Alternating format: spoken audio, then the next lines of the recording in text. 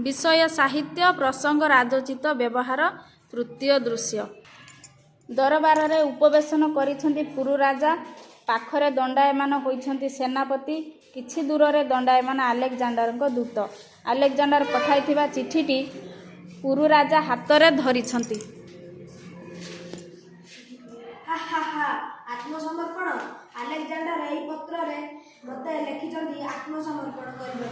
से जानी नांती ए महान भारत भूमि हेउछि वेद उपनिषदर देश। ए देश रामायण व महाभारतर देश।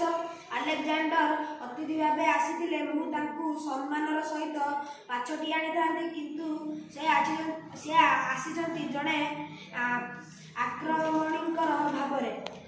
आक्रमणकारी भावरे राज्य विस्तार करिवार अभिलाष नहीं युद्ध न करी तांको निकटले आत्मसमर्पण करिबा हेबो चरम विरुद्ध ओ का पुरुष फेरी जाऊ तो कहिदब तुमर सम्राट पुरु राजा एही महान देशर सम्मान को जणे विदेशी आक्रमणकारी पाद तले लटाई दे चाहे नहीं।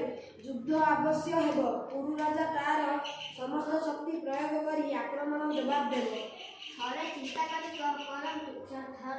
करंतु पुरु राजा महावीर आलेक्जांडर को शक्तिशाली सैन्य बाहिनी आगरे आपण ठिया होई पारिबे नाही, बरं आत्मसमर्पण करिबा बुद्धिमान कार्य हेबो। एही युद्धर तो सामान्य युद्ध उपदेश देवार तुमर अधिकार नहीं।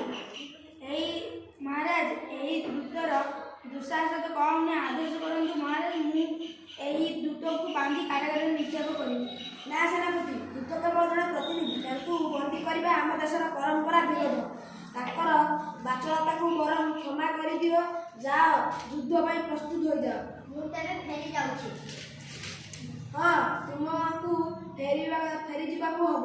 तुम सम्राट जाई कहीदेव एभली अपमानजनक प्रस्ताव आम पक्षे कदापि ग्रहणीय नुहे। आम युद्ध ପାଇଁ प्रस्तुत।